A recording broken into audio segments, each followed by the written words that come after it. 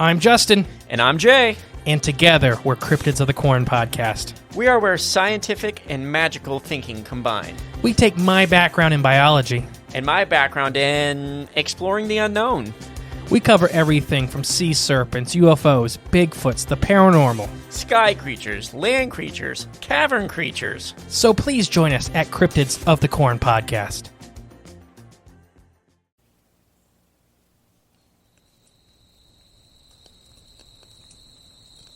Gather around the fire, my friends.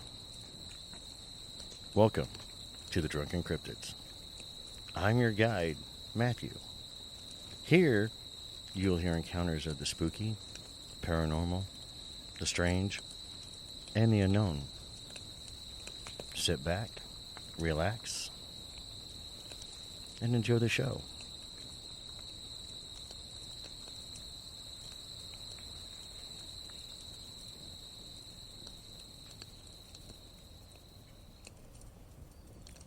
It's showtime.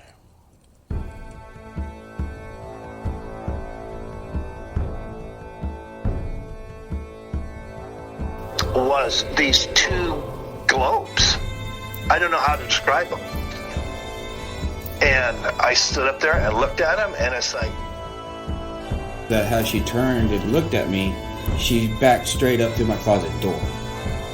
I just couldn't hold it anymore, and I was like, oh my gosh, that was a chupacabra. I was so excited. I am drinking something I affectionately refer to as a Matty Rita.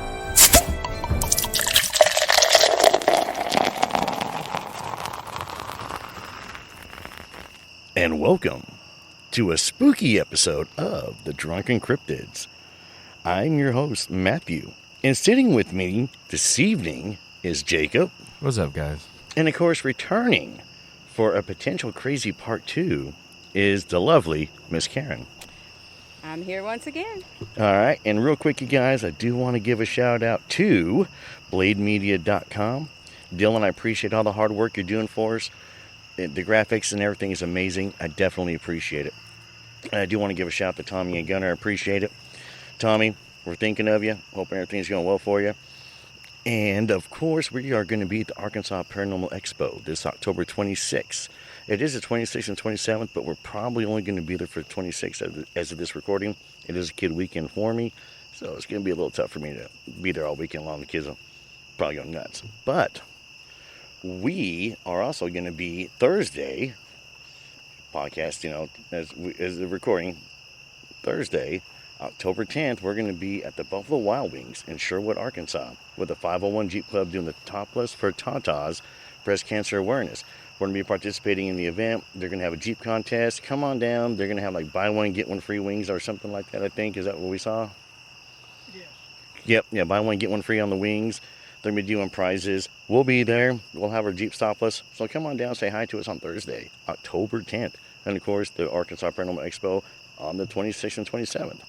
So, if you're wondering all the crazy background noises, you guys, it's because we are currently recording in the middle of a Civil War battlefield. That's awesome. We are at Reed's Bridge Battleground in Jacksonville, Arkansas. And we picked this location was because when Karen was on her part 1, we didn't get a chance to talk about her encounter she had out here, and Jacob's had an encounter out here. But now also out here with us, you guys, is the lovely Tony. Hi, baby. You can barely hear him. And of course, Chris. How's it going, y'all? So Chris is doing some recording. We're going to be actually doing some investigating for paranormal stuff while we are recording. Tony and Chris are going to be getting up and walking around. And we started off already with a crazy encounter. And Chris does have a microphone, but we'll talk about that later. So, yeah, as soon as we pulled up, started setting up, me and Chris saw something black running across the road, low to the ground. We walked down. That's why y'all saw us down there. Kept turning on the floodlights on the Jeep. Yeah. Trying to see what it was. Trying to get pictures of it. And it was crazy. We walked down, and that's where we got the smell, which we think is a deer. Heavy deer smell. So it could have been a deer or something. Then we got a bunch of little animal eye shine, which is kind of cool. I was like, crazy that we're looking for ghosts and we're finding Bigfoot stuff. And then there's little animals. It's always little animals. But, so, So we are sitting currently, if I recall, Jacob, at the spot where you had your encounter. Yeah, we're within 5 or 10 feet. All right. Before we do get into the encounters, though, I do want to talk about Reed's Bridge. And I do believe that the curator was nice enough to let us come out here. That's Mike Kish. He helps oversee it currently. And he plays an instrumental part of keeping this place clean and accessible to everyone. And the Reed's Bridge battlefield, this site came about because of Steve Shore. It was his vision. He's a resident of Jacksonville, and he knew that the battle over Alameda took place here, and knew the importance of it. And he's the one Steve Shore was the one instrumental in bringing everyone together and cleaning up this site, building the cabins. And some people may remember all of the battles we would have, the haunted houses we would have, and all the fundraisers we would have to keep this place going. Our family volunteered a lot, but Steve Shore's the one that was very instrumental in getting all of this built and coordinated. He of course, has stepped away from it now, and Mike Kish is the one that just keeps things clean and curated and speaks with the city about what needs to be taken care of city-wise from Jacksonville. Yeah, he was really nice when we met him. He is. He was super nice. It was really, really gracious of him to go ahead and open this up for us to come out here and do this, especially on short notice since we were sitting at the tavern last night, and we decided, why not? Less than 24 hours ago. Yep, less than 24 hours ago, and here we are in the middle of a battlefield. And so, but Mike needs some help out here. Yes, Mike does need some help. I asked him what his top things were. The main cabin here on the site is in desperate need of a roof. It's got a tarp over it currently, and that building will deteriorate without a new roof, or roof replaced, fixed. I don't know what exactly needs to be done. Also, he said that there needs to be new fencing. This was built, let's see, Tony, you and I were out here, in 28, 9, 10? I mean, that long ago is when a lot of this fencing was built, and it has deteriorated. So the fencing needs to be replaced, and also electricity run at least to this side of the freeway, this side of, I don't even know what this road is called. 161. 161. Yeah, 161. A power pole needs to be at least on the corner of this so we can get electricity into this site so other things can happen and it can be more viable and open to different functions and different things where power is needed. And then eventually perhaps a bathroom, but that's down the list. The top thing is a roof and fencing and electricity. So if somebody wants to help out, who do they reach out to? I am not sure who does it anymore. I would go to the Military Museum in Jacksonville first and see if there are any sort of volunteers. I know Mike is on the board there, and so they would be able to connect them with Mike. Okay. So if memory serves me right, and Tony may jump in and help me out here with a little history of the battle.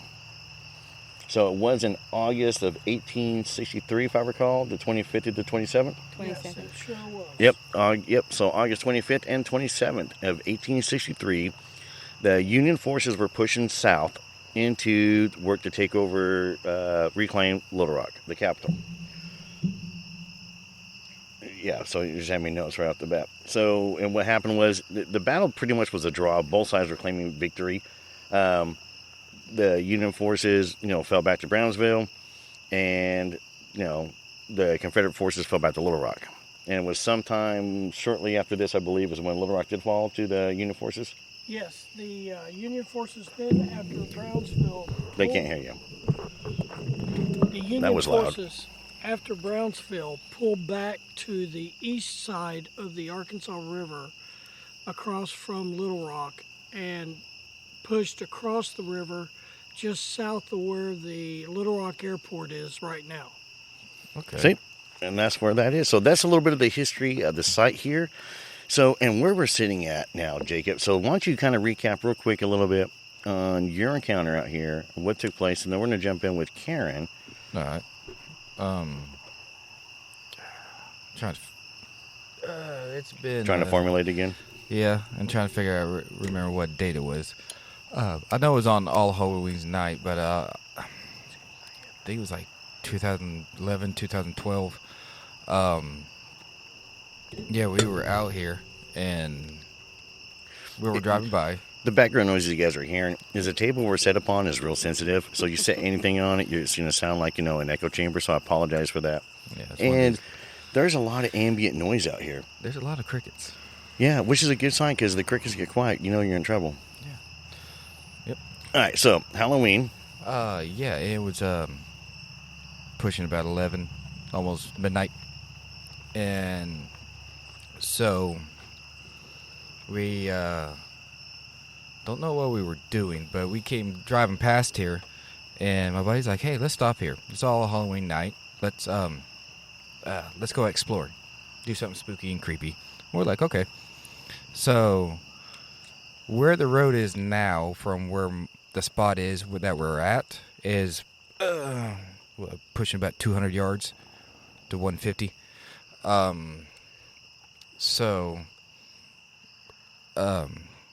Me and my buddy come walking back here, so just imagine it's dark as it is now, and when the woods, or should I say, looking at it, so right before where the woods start, all this thick, dense fog was to the trees. So me and my buddy start walking, and about halfway here, you couldn't hear the road. You couldn't hear cars or anything, so we kind of thought it was kind of eerie and kind of different. So the other two friends stayed at the truck, so me and my other friend came, marching down. So, and we get down to the spot, and they had a bleacher set up. So my buddy's like, "Hey, let's give it 30, 40 minutes and see what we can hear or whatever." It's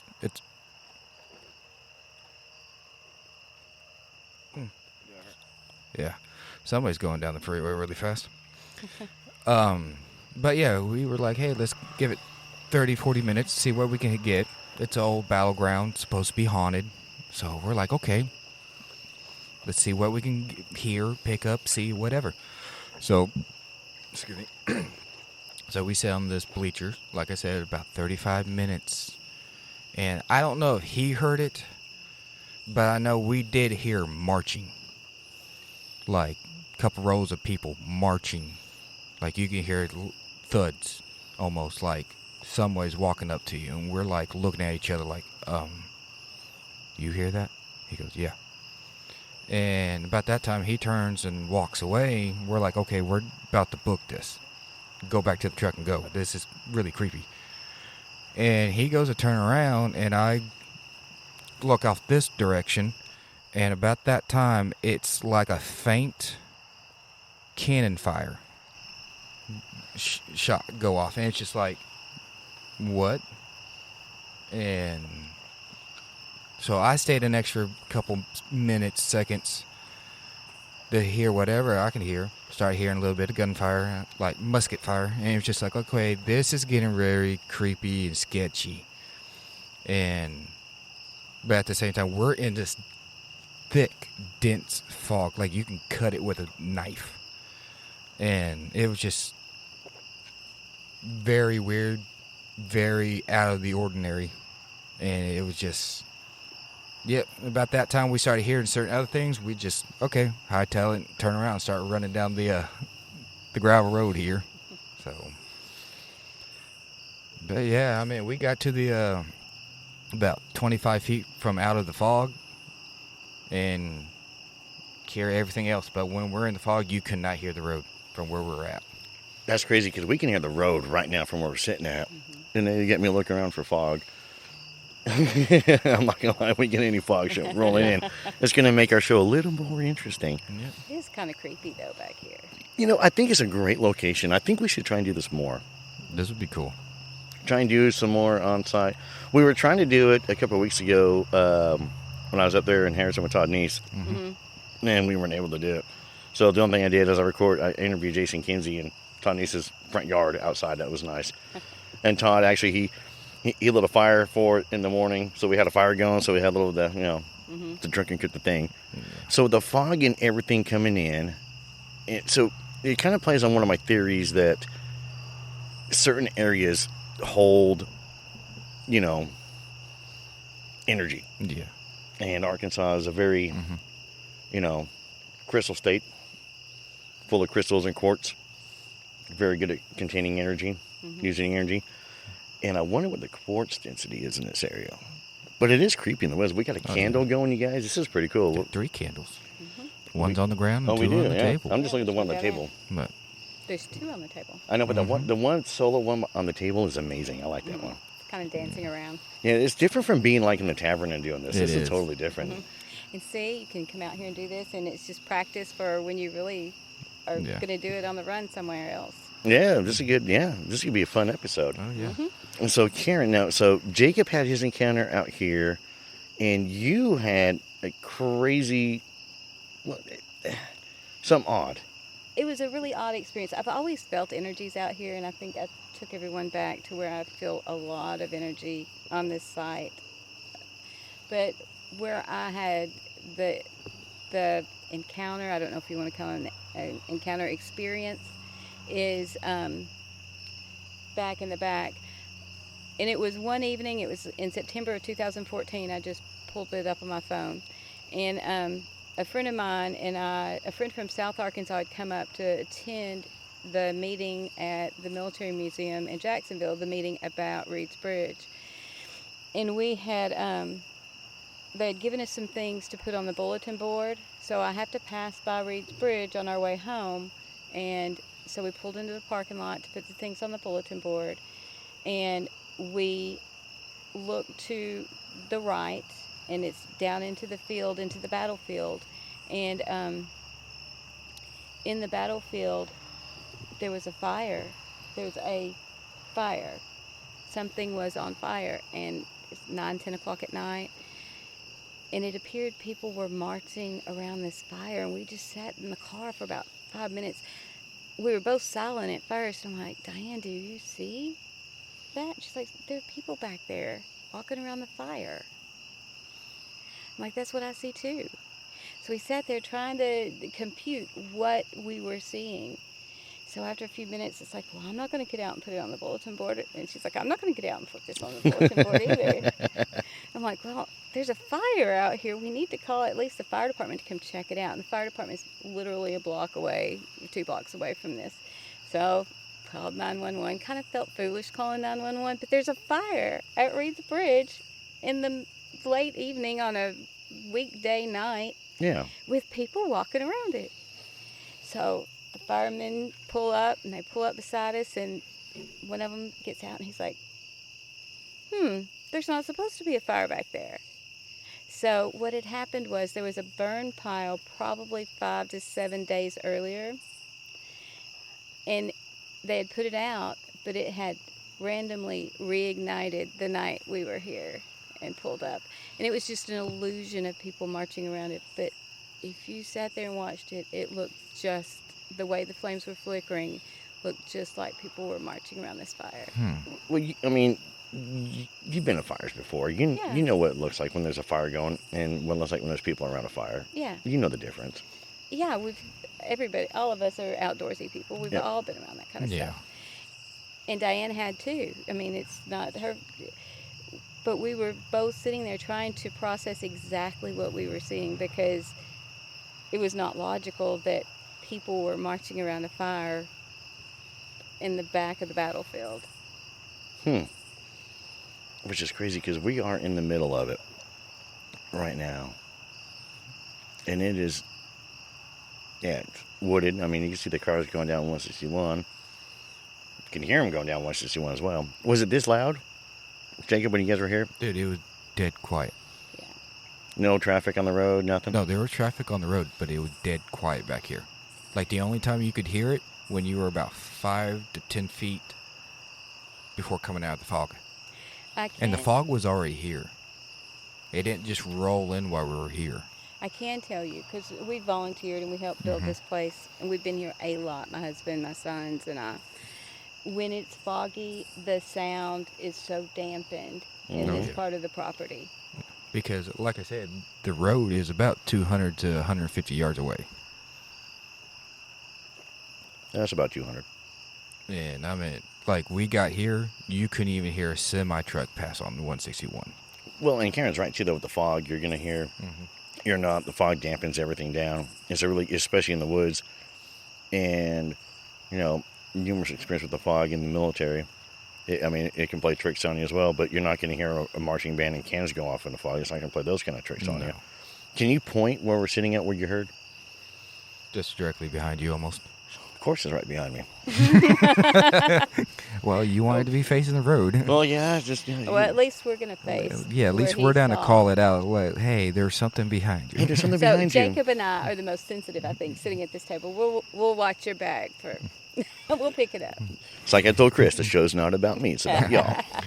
But yeah, we don't talk about Matthew's sensitivities. But yeah, it was an experience because I mean, where I sat on like the very edge of the bleacher on the top row. I mean, it's only 3 little level high. I've sat on the very end, just if something did cut, I could book it and run. Where are the bleachers at? Were they right here where we're sitting at, or? Yeah, so, really. I mean, here, let me get my flashlight. I can tell you where they were because I was here when they were set up.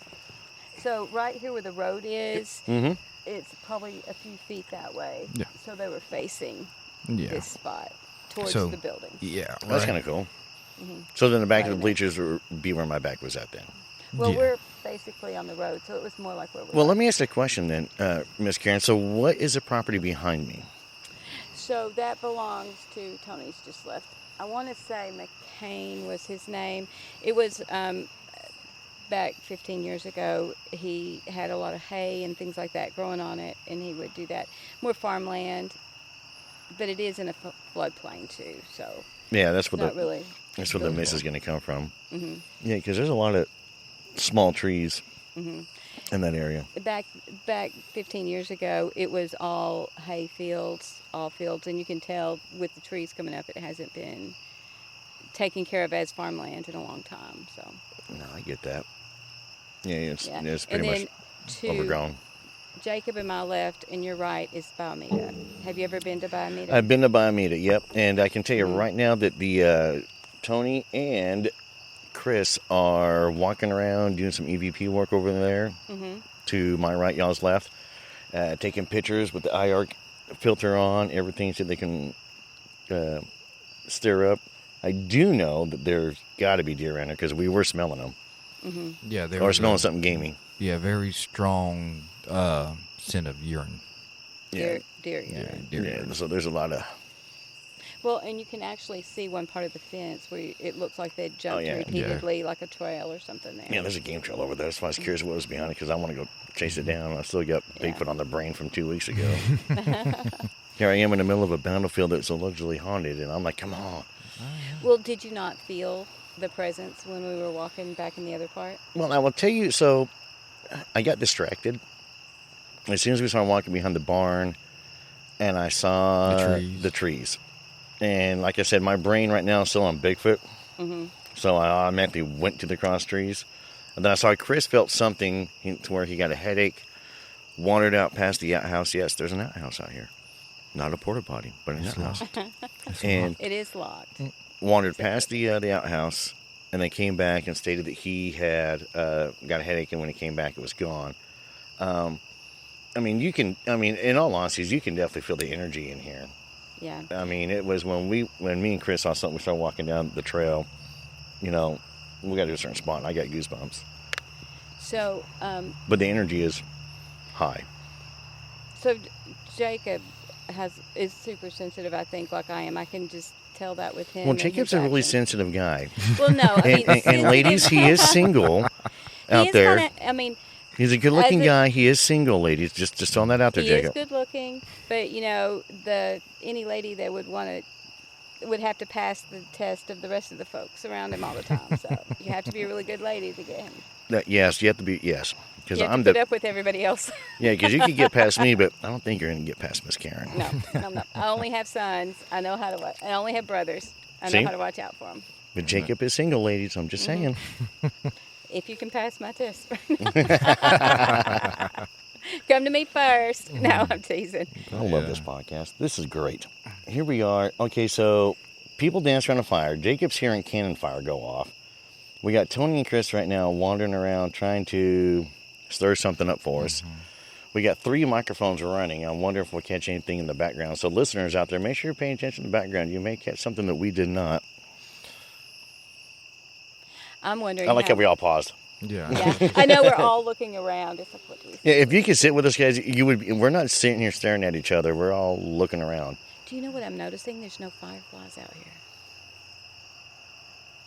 There have always been fireflies. There isn't here. any fireflies. You're right. There, over all the years I've been, we volunteered here. We've been not at this site for a long time, but there are no fireflies. There used to be thousands of them. Yeah, hundreds. Yeah, because I used to pass this at one time. Just look at there are none. Nothing. To your right, my left, over in this big field, there used to be thousands of fireflies until like Isn't that the oddest thing? several years ago. I'd never seen them again. And There's probably honestly a biological reason for that, though. But it is kind of cool. Well, even in the back behind this property line, we're close to the property line. You know, where it's fields, they wouldn't have treated it with anything. So I don't think we would see them on that side of the fence. You know? At least a few. There are none. And it's not weather related. This is not too chilly or too cold for fireflies. No, I'm sweating. Yeah. I'm so it is the oddest thing. It is pretty odd. No fireflies. Well, Karen, so while we're Sorry. here, let's go on with your part 2. Okay. While we're here. So we got a little bit of Reed's Bridge out of the way, so everybody has an idea of where we're sitting at and what we're talking about. So let's go ahead and let's go ahead and get started with your part 2. Okay. Everybody's been waiting for a part 2 from Karen. Goodness, I would never think people would want to hear No. just all this kind of stuff. Well, you know, with us talking about Reed's Bridge, obviously you get the connection that we do a lot of battlefield. We go to a lot of battlefield sites. We camp on battlefields or near battlefields because we are reenactors. So we've had a lot of just really interesting things happen. We were going to talk about the Bloody Pond at Shiloh with my son. I really wish my son was here. That was one of the oddest things. We had participated in the reenactment at Shiloh, and we had gone ahead and spent the night. We were going to travel home the next day since it was such a long drive. So it was a Sunday evening. We go to the national park, and we're touring all of the sites. And we got out of the car at the Bloody Pond, and you could just feel the heaviness and the energy. And my son is named Jacob also. Jake is super sensitive, my son Jake. Yeah. And you could just tell he was off. And he started saying different names, and I'm like, what are you saying, Jake? And he started naming names, and I thought, let me write these down. So I got a piece of paper out of the truck, and we were writing them all down.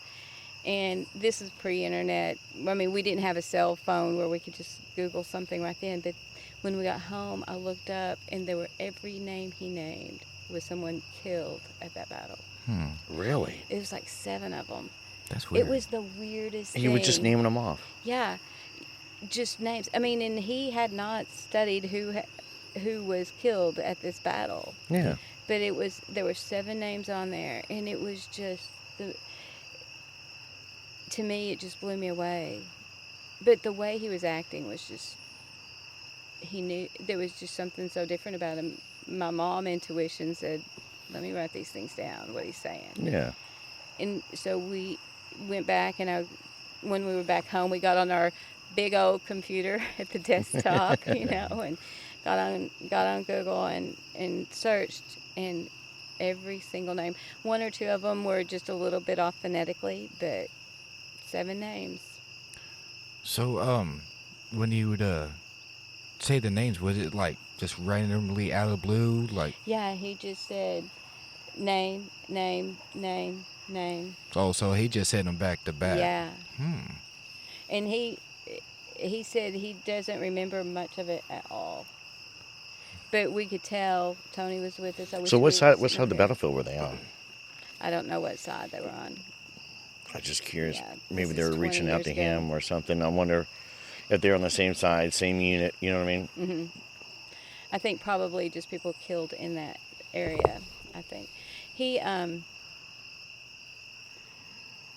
Yeah, we're messing with the equipment. Okay. Yeah. I know. Sorry about the pause. Distraction. But that was the only time he's really, really been. It was almost like he was in a trance. It was scary to me as a mom because I'm thinking, what is up with him being like this? Because he doesn't act that way usually. So he just zoned out. Zoned out. Named 7 names. Hmm. So was it while you were driving? Got out of the No, car? we were out. We got out and walked up to the bloody pond. Gotcha. And it says, "Do not touch the water." Well, guess what he did? Touch the water. He touched the water. Well, that answered my next question. So where is the bloody pond? The bloody pond is on Shiloh Battlefield.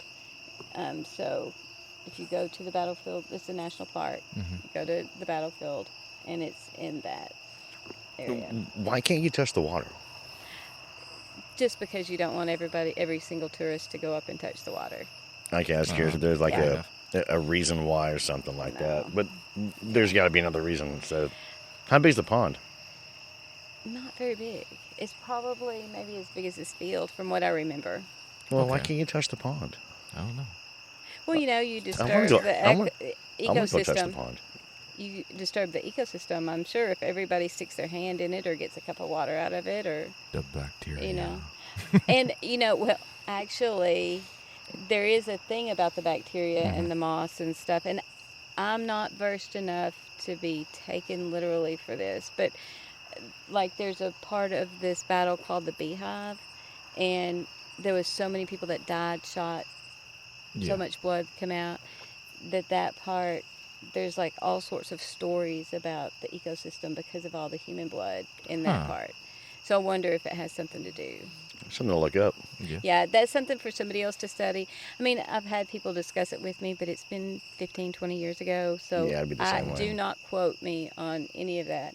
But I know there is something in the Beehive area, and then the Bloody Pond part would be interesting to find out why it says "do not touch." My thought would be that if every tourist came and took a cup of water out of the pond or put their hand in the pond, you really change the whole ecosystem there. I don't think you would change it that drastically. If you think you have thousands of people come in, Yeah, I a still, month I mean, I still don't think you would change it that drastically. I mean, there's ponds in national parks that people go to all the time, like Yellowstone, everything else like that. You see what I'm saying? from what I remember, it was pretty stagnant. But I mean, I that probably could have wouldn't- just been my brain. In Yeah, that I mean, whole energy. I'm not. Well, in all honesty, I don't want to touch anything stagnant. That's just, Yeah. I don't know. But the infantry guy in me, the grunge in me, you put a sign that says "Do not touch." I'm gonna automatically want to touch. Yeah, well, my son was 12 or so. He was. See, your son was a grunt. You should have been a grunt. Yeah, he was about 12, and so as a 12-year-old boy, you say, "Do not touch." That's what We're you gonna do. touch. I wonder just because why they say that is because what I just looked up is during the battle there I guess so much blood that it turned the pond bloody red. Yeah, but I mean, it could be for all the blood and all that. That's been a long time ago, though. 150 years. Exactly, Yeah, 150 true. years ago. But So I mean- nature has a way of reclaiming everything back and True. taking care of it, filtering it. That's not wrong. Nature's, the quote, from Jurassic Park, nature finds a way. Yeah. I mean, I don't know. Then we'll find a way. I mean, because you think about it, blood is actually a natural thing. We all have it. Even the animals do. So I don't know. There's something kind of. But again, it makes me wonder. There's another reason why they don't want us to touch it. It's like Gettysburg. They'll let people go out there, and everybody goes out there, takes pictures, and they're going to come up with pictures of soldiers in the background, Right. especially at night. So, which is crazy because we're out here at night. I have a lot of friends that live around Gettysburg, and friends that have volunteered out there have active roles out there, and it'd be interesting to really quiz them on how much activity they see. I'd love that. I think that would be neat. Gettysburg is definitely on my list of places to go. I mean, because it, the historical value of our country. It's a pretty cool place. Everybody tells me it's quiet. It's like silent. The battlefield. Yeah. So when you're there, it's just kind of a surreal feeling. it depends. Usually I'm there when there's a lot of other reenactors there, so it's not quite as very busy. But I would imagine, Yeah. just random times where there's not a lot of reenactors, it would be quiet. But they have, do go to the museum. I'm going to interrupt you real quick. Mm-hmm. We're talking about fireflies, right? Mm-hmm. You know what else hasn't bit me? A mosquito. No. I'm not wearing bug spray. Or a gnat. Huh. I dosed up Yeah, on back bugs. here, yeah, that's kind of weird because up there close to the buildings, yeah, there was a lot of them. Mm-hmm. Were they? Yeah. I mean, there's Like one before we me go and, back here. I was getting Me ready and to put Chris bug spray got on. me and Chris were getting eat up. There's by no, 'em. yeah, nothing. Like down here, yeah, there's nothing. And see, historically back here, you could not walk back here without a million mosquitoes swarming you. That's crazy. I sprayed everywhere before we even came out. Yeah, I smelled your bug spray on you when we get ready to Yeah, I drive don't up have here. on perfume. I have on off. It's off. It's my scent of the day. It's the perfume of the woods. So what we all wear? Off Yeah. and campfire smoke. You're experienced if you carry off around in your Jeep. It's in the Jeep. Yep. I got a can in the Jeep right now. Well, you drive a Jeep if you have a can of off, and then you really drive a Jeep if you have a can of off in it. It's in there. Don't leave home without it. Nope, never. No. But yeah, there's a lot of different historic sites we've gone to that the energies you can just pick up on them, and being the more sensitive person is always. Sorry, that was me. That was loud. That was a ghost when I'm talking about sights and sensitive people. That was a ghost. Sound effects. Trying to see the battery level. Ooh, we're low on battery juice. So. Just get ready to wrap this part. Yeah. I hate saying it. Y'all, this is going to be a short episode. Slow right now. It's like, Yep, it's okay, slow. battlefields. Yeah, we're on a battlefield. It's kind of slow. This is going to be a short episode, you guys. Part of the reason why is because, well, here's the funny part. These are fresh batteries. Yeah. So what's we might have to buy a freaking. These are fresh batteries. How long did it last at Todd's house? Longer than this? No, these are fresh batteries. I put Yeah. these in. Yeah. No, but when you were running this. Yeah, when I was with running this, batteries on batteries up there at Todd's An house. hour? A lot longer than an hour. See? That's weird. And what time are we on right now? 34 minutes. 34 minutes. So we're going to have a short episode of about a 40-minute episode. It dropped. I mean, it was maxed out. It had 3 bars. Now it's down to 1 bar. Yeah, quickly. Within 35 minutes. Yeah. So that is crazy. Yeah. I mean, there's What's our just phones like? There's just a different feeling out here tonight, though. So I'm at 51%. I'm at 47, and I had 100%. Wow. I'm at 90, but I hadn't touched mine. So. Okay, I was using mine, and I was at over 80 when I was coming down here. Yeah, I had not 100%, but close to it. I was using mine. So where you had your encounter, Jacob, was right where we're sitting. Where I had mine was probably how many feet down the road? 25, 30. 25, 30 feet. Down there by where we saw something at? Well, after the clearing, just past where y'all saw something. Oh, so it's like in this sort of latitude. You're probably about 75 yards. Yeah, 75 yards down. That's where we saw the. And we're right in the middle of it. We're right in the middle of it. Huh. You can sort of feel the energies. There's parts of this place where you can feel more energies than It's others. cool. Do y'all feel the coolness? Yeah, I feel the coolness rolling in, which is really, like right this second when you said it, you feel it. It's like you feel it. There was a draw.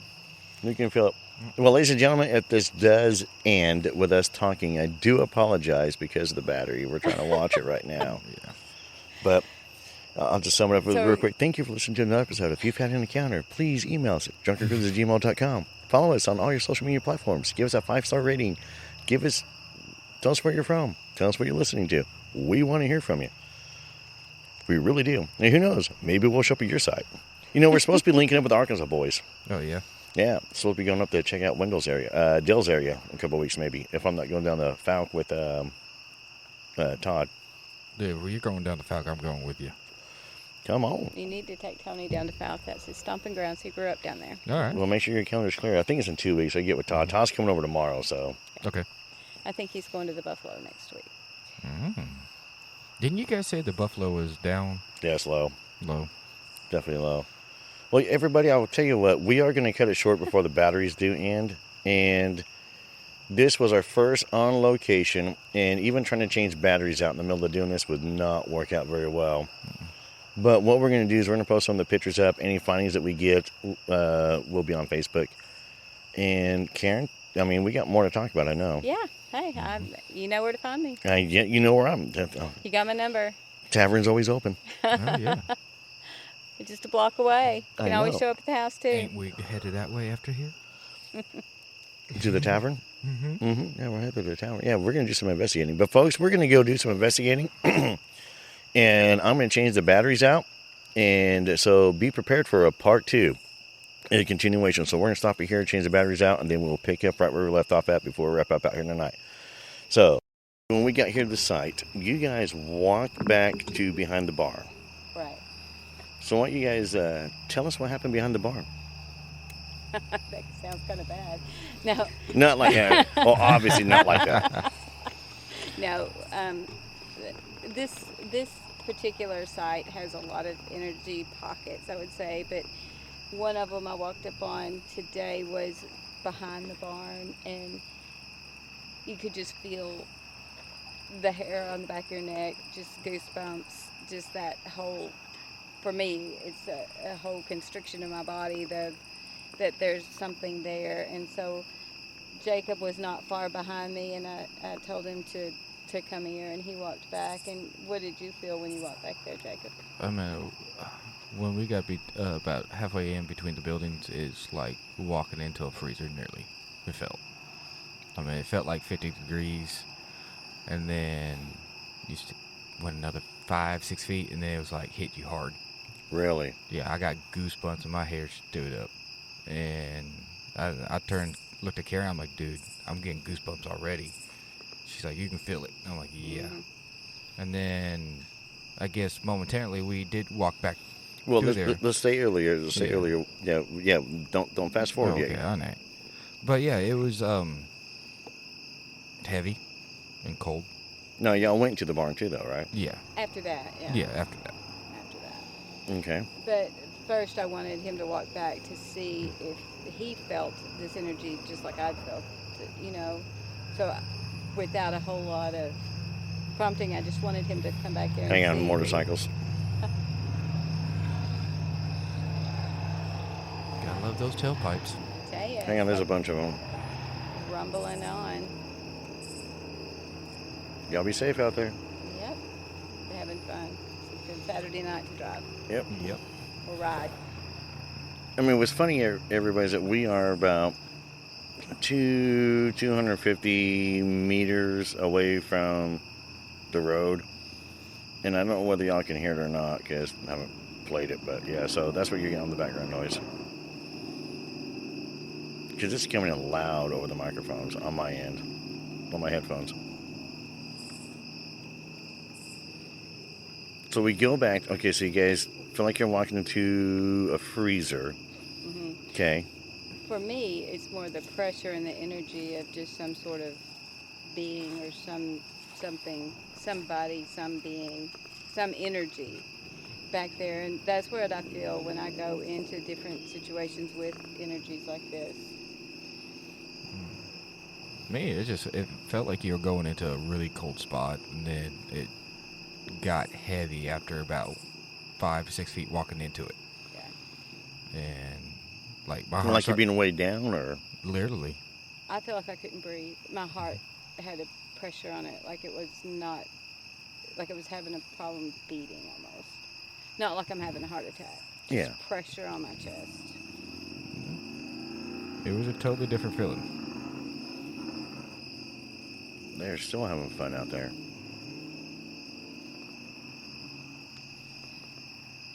So we walk into the barn.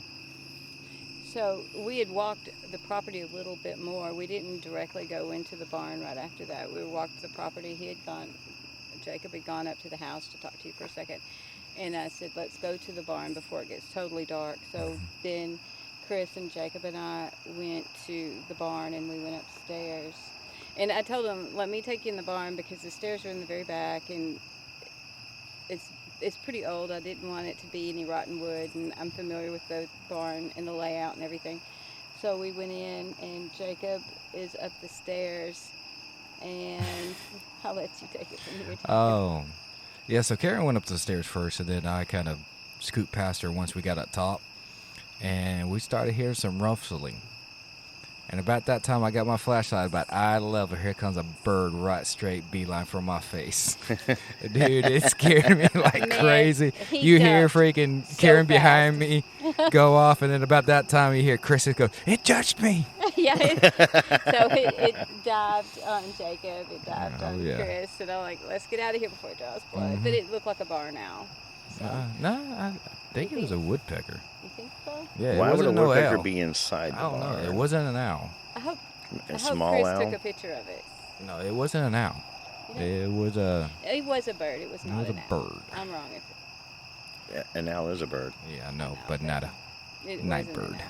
Now, if I'm thinking of the outline of it, it was not an owl outline.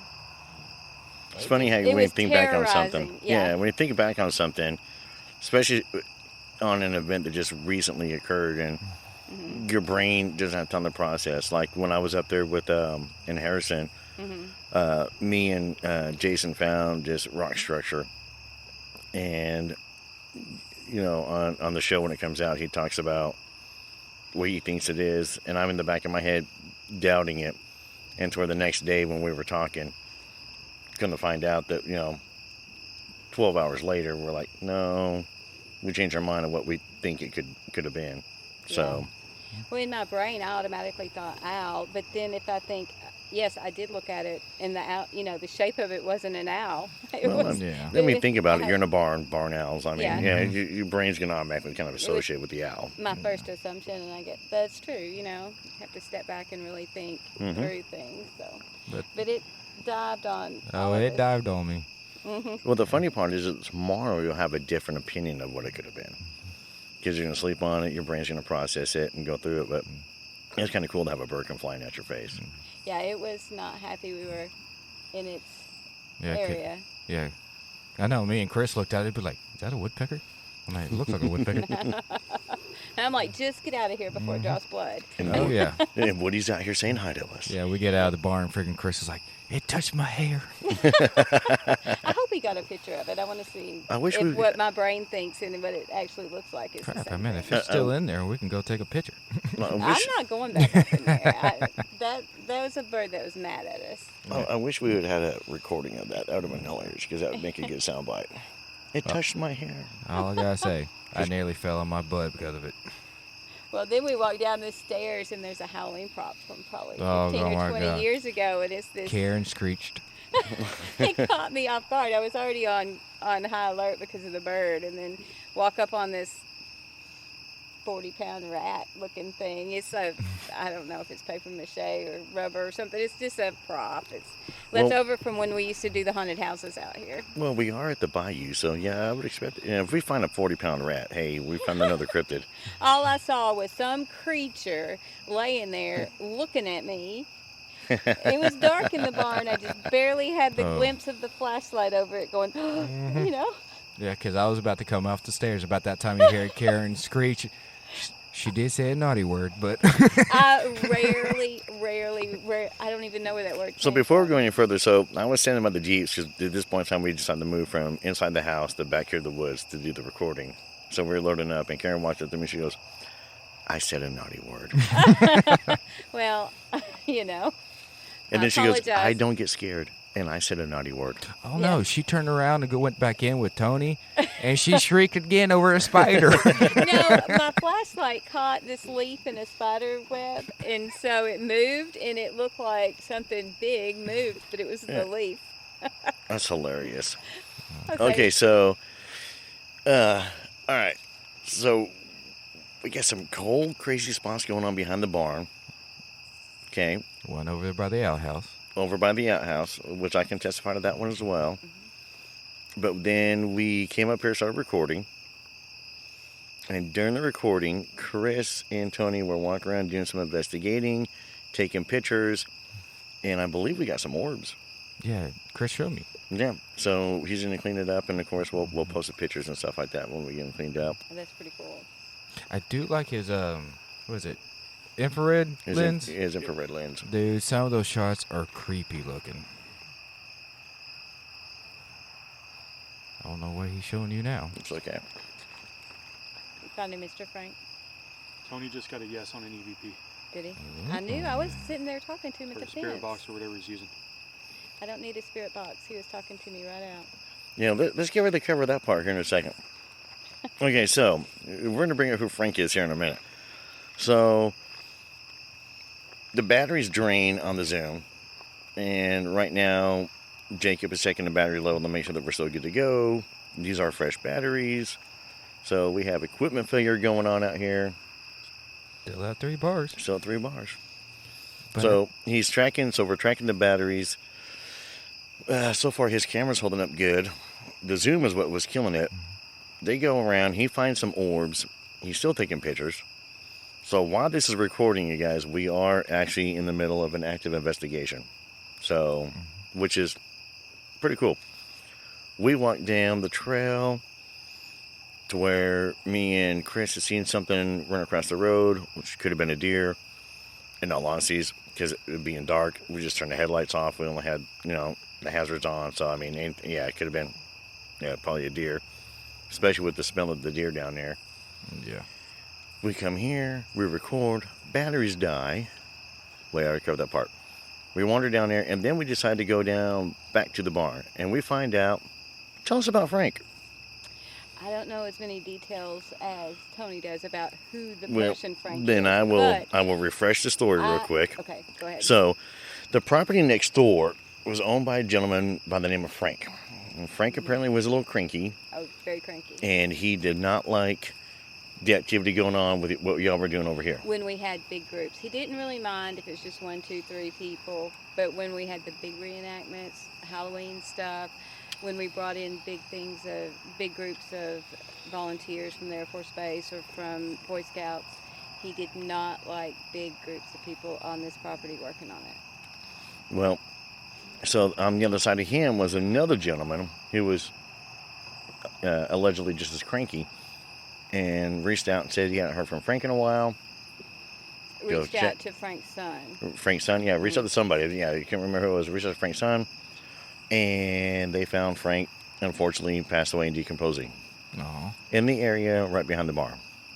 Where his house. What was his house? Mm-hmm. Jacob. So the area behind the barn, since you were looking at your phone, was where Frank passed away at. So, Miss Karen, tell us about Frank. So Frank and I would have conversations. He'd come fuss at us, and I'd pacify him and tell him, hey, you want a Coca-Cola, or, come sit and visit with us. I think really he was more lonely than anything. So, we always had a good rapport, he and I did, even though he put on this persona of gruffness and, go away, But I could feel his energy back there when we walked back there this evening. When we took a break from the recording, when we walked back there, he was at the fence line, and he's worried that there's going to be a big group of people here again. And I was reassuring him that it would not. We would not bring that big group back right now. Well, the Boy Scouts are one to come out here and set up a camp. Yeah, but it's not like a reenactment where you have 200 people out here. True, but that's where the power's coming in at, because the Boy Scouts do want to have a camp, because it's not a really good Boy Scout camp, I think. For 2 hours. 2 hours from Little Rock. But in order for that to happen, for the Boy Scouts to camp here, they have to have electricity on site. And plumbing. Plumbing, probably. There is running water, but there's no bathroom facilities, no showers. Yeah, they need to have, that's what Mike was telling me earlier. Yeah. And that would bring so much good energy to this site. This site has a positive energy and has a history to tell. And it'd be great for these kids to be out here and learn this history. I agree. So let's get to Frank. Let's circle back to Frank. So you and Frank have a good rapport while y'all are doing the reenactments, having a good time. Oh, no, he was always gruff. I would always pacify him. We had that he wouldn't come and sit with us, but I could visit with him at the fence line. And he was at the fence line this evening. Well, tell us about that. He was, you were walking around after. Frank has passed away, everybody, so. Yeah. But I could see his spirit and his energy right there in the woods. I knew he was there. I could not physically see his face, but I could see his energy right there. And he he's worried that there's going to be big groups of people here again, and I told him right now, no, that it's just us for tonight, and we'll respect him, you know. Makes me wonder if Frank is actually behind some of the hauntings that go on here. I don't know. If he is that, if he's worried about. He was alive when, in the time frame. Of Jacob? In the time frame, I saw some stuff out here. And I never saw his energy or that type of energy here before tonight. We felt it behind the barn, had no idea, but it wasn't until we went there and I knew exactly who it was this evening. Well, the scouts just came here and redid the porch. Mm-hmm. So there was some activity here a couple of weeks ago for that. And maybe with us coming out here doing what we're doing, we stirred up Frank. Because we kind of came in here like we owned the place, let's be honest, all of us did. But too, he may recognize familiar energy. That's a fact as well. You know? That's a good observation. He could recognize your energy, Tony's energy. Mm-hmm. I mean, the rest of us are all strangers. Well, you know, and I always took a moment and made sure I communicated with him when I saw him. And made sure that I made eye contact, asked him how his day was, you know, just was a decent human to him. Yeah. So I think people remember those type energies. I agree. I think they do as well. So we wander over to the barn. You're communicating with Frank. I attempted to do some EVP work. But as you Chris were walked around.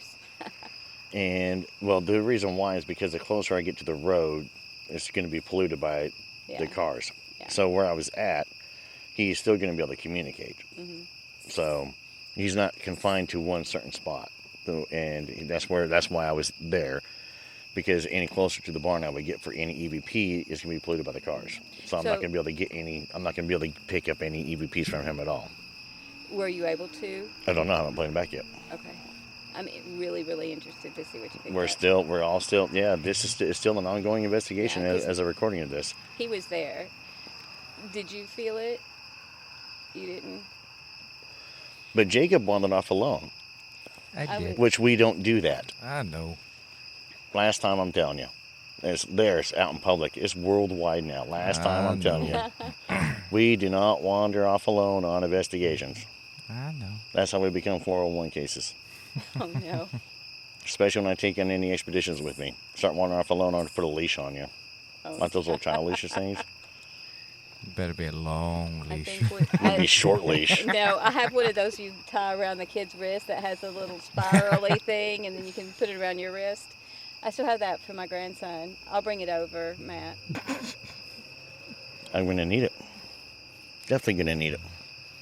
So you wandered off alone. Mm-hmm. Do tell. Well, it was just, yeah, you guys walked behind the barn, and I walked over, and then for some reason, for me, it just didn't feel the same as earlier behind the barn. What you guys were feeling. Because he was further up the fence line. Yeah. So, for something, it felt like I was being drawn just to stay back into the field. I know staying together is important, but you take somebody with you. Yeah. Because if you're being drawn, it could be something trying to draw you away from the group. So separate you. Yeah. So I didn't isolate you. Wasn't trying to go far. But I did get about 50, 75 feet away. But I did hit the cold spot right there by the outhouse as I was walking up before I started cutting into the field. And somebody's pointing at something. But yeah. Point out where Tony's at. Oh. Right. My bad. But yeah, got close to the outhouse, maybe 15, 20 feet away, this side of the outhouse, and almost felt another cold spot like by the barn. Wow. And I stopped there for a while, and then from there I cut into the field and just sit by a tree, see if I could feel anything else or hear anything. So then I just started making my way back to y'all. Yeah. Well, I will tell you this. So I wandered over to the outhouse to utilize beside the outhouse because the outhouse is locked, and felt the whole entire time like I was being watched. I did get that feeling a little bit. And the whole time I felt like I was being watched in there, which is why I was drawn to the outhouse, not the back of the barn. I wandered to the front of the barn, started walking towards the back where you guys were set up at, and got a really, my spasms that I get was a really, really good one. Really, really good spasm. And I was like, okay, they gave me goosebumps, and then wandered to the back, and didn't feel right back there, but nothing off. But again, my eyes are drawn to the cross, the trees. The X is back there, not the cross, but the X. Do you know, I've never noticed that until y'all pointed that out. Like I said, my mind's on Bigfoot. I've never noticed it. See, and I don't know once about once you start squatching, you start looking and seeing the weird things. It's kind of crazy how that happens. The good thing about me is I still have, because I don't pursue all of these things, like to study all these things, everything is like organic. So unless somebody points it out, a lot of times I don't even realize it unless it's a feeling or a sensation I have about the energies around me. Yeah, because I pay attention to the environment, what's going on, what's it like in the environment, how's it feel, and what does it look like. Yeah. And that's where what's it smell like? Like, we were smelling the deer earlier.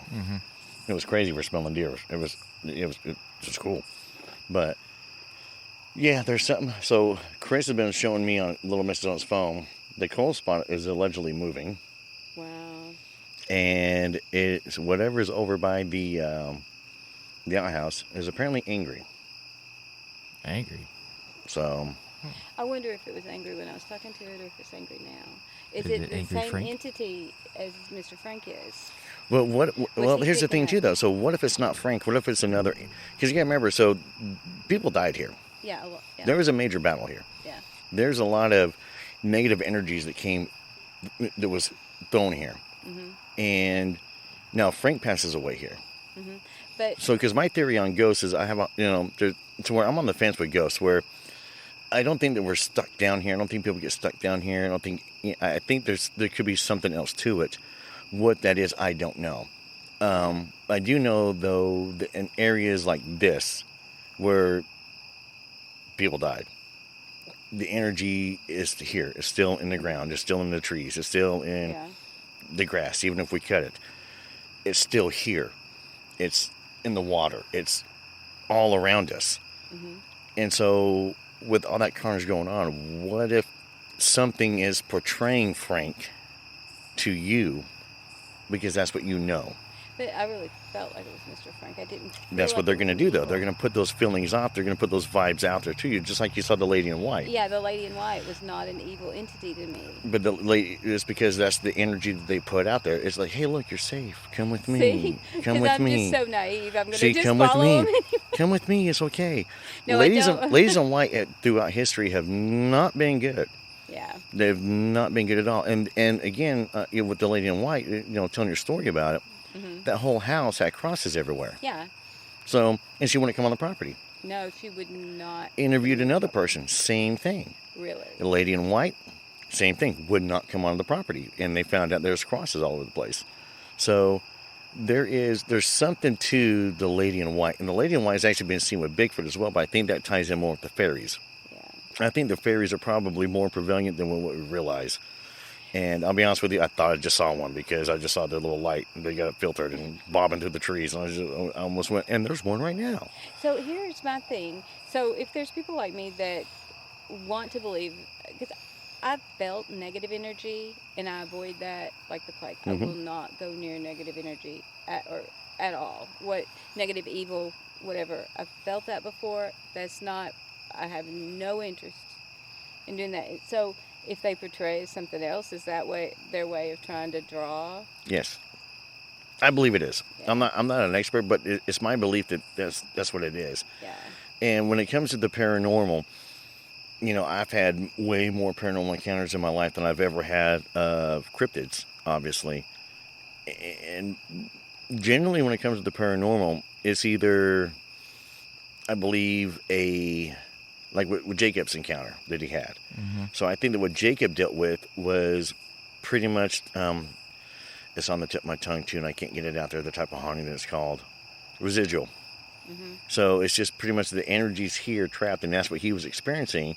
Yeah. Was the residuals of that. So for that one split moment, it's almost like a time slip. Right. To where he was able to hear and there. experience what was taking place back in 1863. Yeah. You know, I think it'd be really cool to be out here, you know, on the anniversary of those days. To be honest with you, it'd be really neat to come out here and check that out. I might have to look into that next year if we're not out of town. That would definitely be cool. Yeah. Could make it happen. You know, know some folks. I know some folks, but I do think that with that, and then with the energies here, I mean, you know, Tony and Chris are running around right now trying to figure out what's going on and gather up as much evidence as they can to see what's going on. But I do think that out here that maybe that's not Frank. And see, Maybe that's not Frank. In my mind, I'm thinking that is Frank. Just like I think the lady in white was Mrs. Greenleaf at the corner of my house, which was an older neighbor. But you got to remember, too, though, Karen, you are such a nice lady. You are so sweet. You really are. And you have such a good heart. And these things are going to know that. So they're going to come across to you as something that you're going to recognize that's going to be that nice thing so they can try and get in. Yeah. And that's just my belief. Now, I could be, obviously I could be wrong because nobody's an expert because, I mean, we don't know. That's what we're here to figure out and try and get to the bottom of. And, I mean...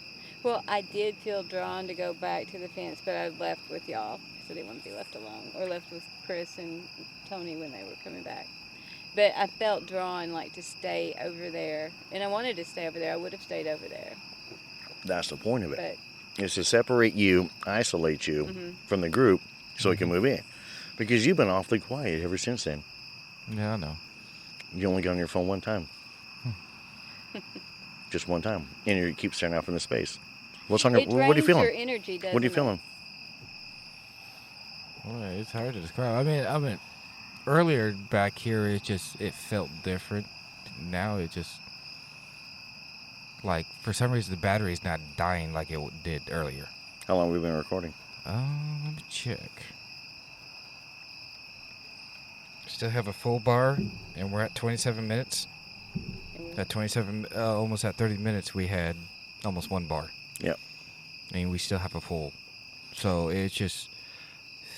The climate and the energy is totally different. Back here it is, but obviously where they're at right now on the location. Whatever was up here earlier is moved on, and now it feels like we're in the woods. Yeah. And it just, thinking about it, yeah, but you're feeling something because you're being a little squirrely.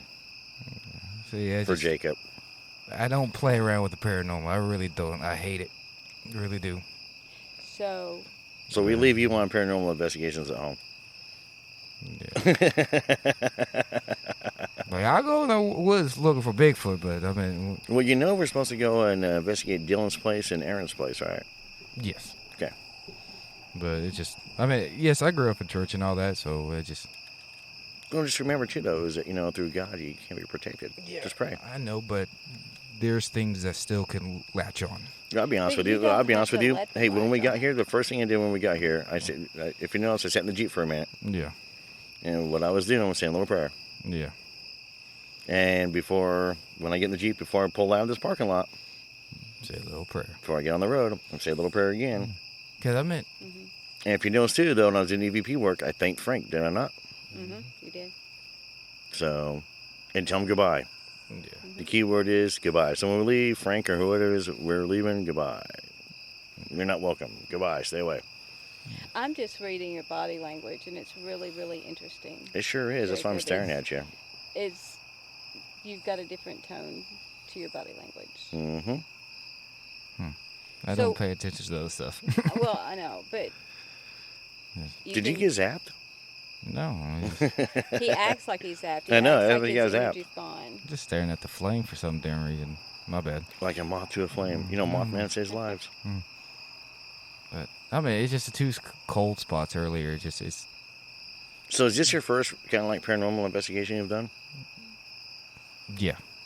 I mean, besides the first one's always weird. I mean, besides the 3 encounters I've had growing up, it's just... Well, it's one thing to have an encounter. It's another thing to come out looking for it. And then when you find it or something happens, yeah, it's a little bit of a surreal feeling to where it's like, reality kind of hits you that it really is there. There is something really going on. Yeah, it's just like now I'm just kind of like zoning into a flame, trying to think of things and scenarios and what it could be in my brain. So it's just so here is realistic scenarios that we have. In all honesty, so this area is highly polluted, and I don't mean with Yeah. I mean with cars driving up and down the road, their headlights flashing onto the trees for the orbs and stuff like that he might have caught. I mean, that's why we got to run so many filters through the pictures to see what we have, and also trying to do EVP work. And so when you're doing EVP work and there's other people talking, it's hard to pick anything up because people talking, their cars going down the road is going to also do the same thing. That's why I didn't want to have the other microphone set up, because I was going to pick up the traffic the whole entire time. Mm-hmm. Okay, like right now there's no traffic, so it sounds peaceful. And it would be quiet for a minute.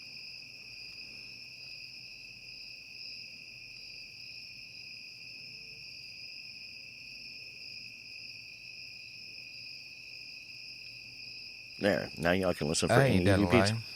That sounds peaceful. Mm-hmm. It does sound peaceful, and the air feels lighter. Yeah, it does. So the thing about it is being your first. So there's so much pollution going on, in the cold spots. We got the bayou right here, so we're gonna get some of the cool air coming off. So it's really hard to do proven cold spots. It's really hard to prove this. It's really hard to prove that. And the key thing is that when we come out here, feelings are what are going to guide us. And the key thing is the guys to evidence. Yeah, and that's the whole entire thing. Because unfortunately, I can't prove a feeling. No, because I can look at you and go, Jacob, I absolutely hate you. I can't prove that, though, and you can't prove that either. Yeah. But that's not the truth, though. You see, but again, that's a feeling. You hate me? I just wish he was over there by the fence line. Only on days that end in W, which is tomorrow. But tomorrow never comes because it's always today. Oh, you like that, didn't you? You know better than that. You're my partner in crime. Always. I just feel cool that it's to be around, to see how it affects you, to see your energies with something like this. I guess I've always been around stuff, so I just take it as I feel it. I never think twice about it. I always try not to let it enter me, but I always get the pressure and the sensation. And then, like Mr. Frank, I could really sense he was right there at the fence. And I think that's the energy they want to put off to you. I keep being drawn to my left. Well, that's where everybody's. That's I know. where they're seeing picking up all of their readings too over there. I completely agree. So 20 years ago, this was all a field, and they would bale hay and all that. So it has grown up probably over the last 10 or 12 years. Yeah, it's wild behind us on this at the fence, I'll tell you that. Mm-hmm. It is a flood zone, so there's no houses built back there. No. For it to be such a populated area, it's so unusual to have this much acreage. Right. I mean, one year I passed through here and it was under like 2 to a foot of water. Yeah. That's going to get the bayou. Yeah. Mm-hmm. This did flood back in 2011. The big heavy rains we got, the tornadoes came through Valonia, hit the base. Mm-hmm. When the Arkansas River flooded, I forgot which year, but... That was 2018. Yeah, that year. Mm-hmm. It flooded also. So a lot of the tributaries. So a lot of natural stuff could be written off. I mean, we got to go through the voice recordings because I know that Chris has ran some, Tony's ran some, I've ran some, and that's where people with better hearing than me can try and pick it out. And I think that's their forte. They love the technology stuff, the side of it. I'm letting them play. They're having a good time together.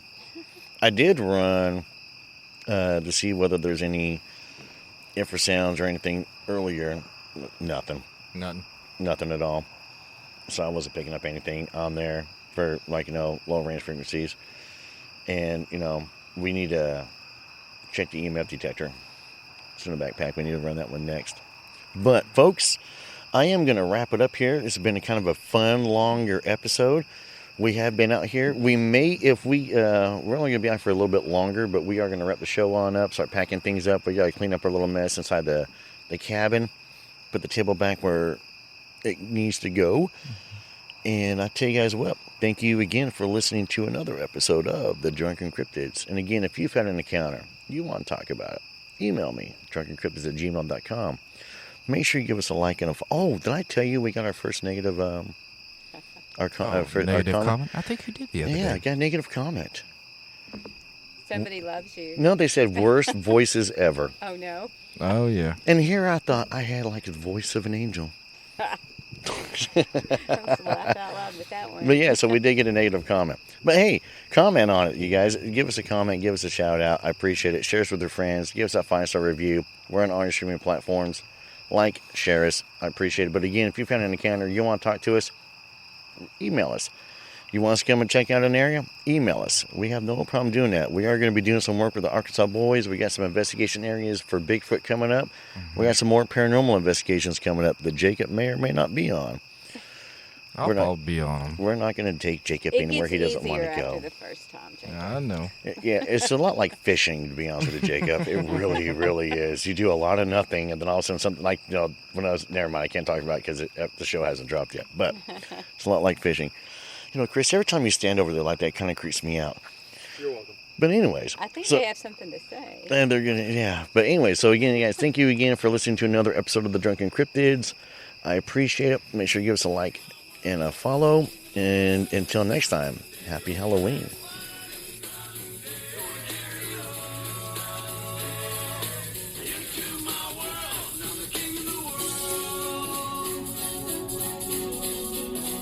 I'm the